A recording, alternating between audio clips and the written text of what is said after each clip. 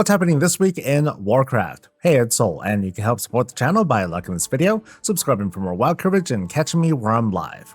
Patch 11.1.5 goes live this week, and we're kicking it off with a bang, and by that I mean waiting for realms to come up around 3 p.m. Pacific on Tuesday.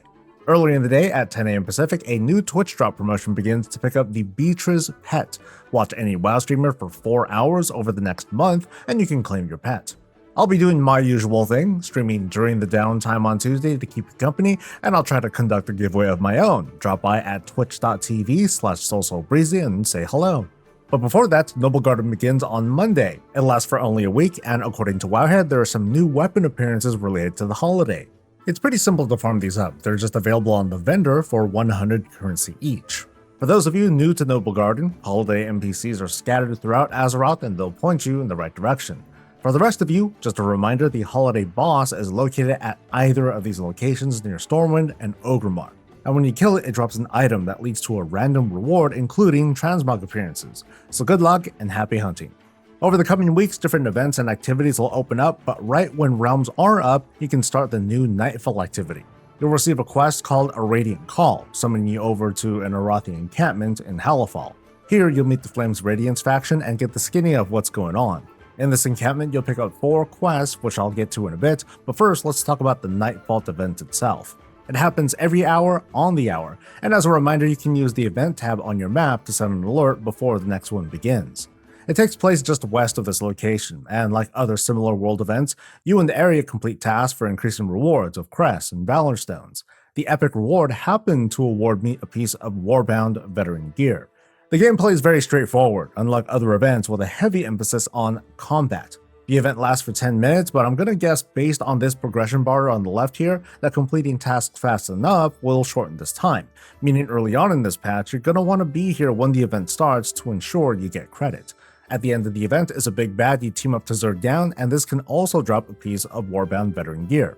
So about the 4 quests, one is to complete the Nightfall event, we just talked about that. This quest can only be completed once across the entire warband per week, and it awards a token you can spend on buying champion level gear from the nearby vendors.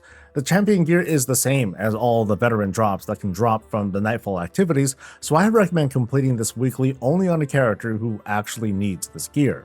The other 3 quests are daily quests, not weekly but daily quests that send you to areas in either Halifal or Azj-Kahet.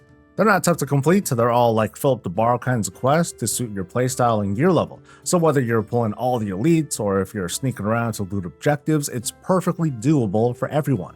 From these quests you get 100 reputation and a box that's likely to award, guess what, more Warbound veteran gear.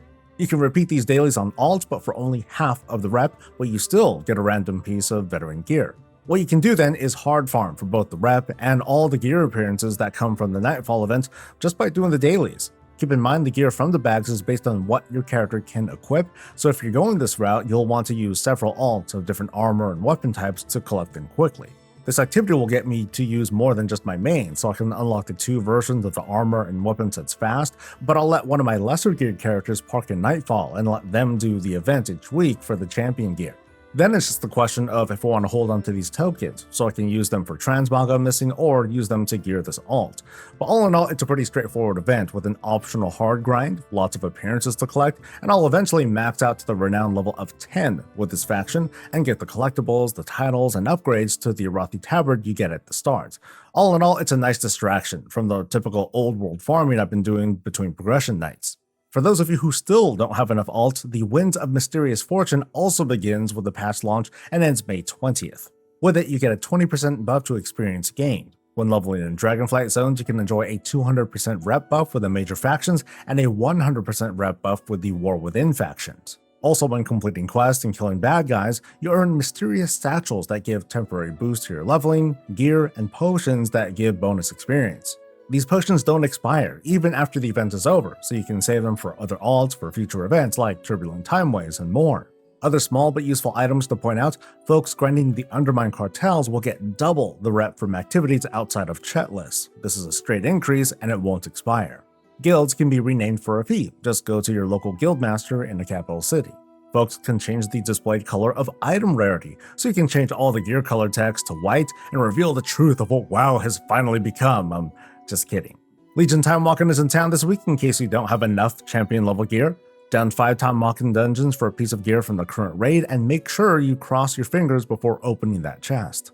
It's also a Spark Week, meaning another piece of high-level crafted gear all the way up to the 675 item level. Crafters on high-traffic servers prepare for a fight for service revenue. The Pet Battle bonus event is active this week, and for US players, Super Squirt Day happens on Patch Day, so get ready to panic and level your pets super fast with the limited time you have. Gravity Lapse is the Brawl, and over in Mythic Plus World, we're looking at a Fortified Tyrannical week, and the Xal'atath affix is Devour, or at least it should be. Sorry for making the error the previous week. That's going to be it for now, but even with the patch out and more events coming down on the timeline, within the next week or two, we're likely to hear about patch 11.1.7. Outside of story beats that'll hint at what's coming in Season 3 of War Within, we know almost nothing of what's going on, so that ought to be exciting. Stay tuned for right here for coverage as it comes in. Like this video, subscribe for more WoW coverage, catch me live, and I'll catch you later. Stay safe, stay healthy, and stay breezy.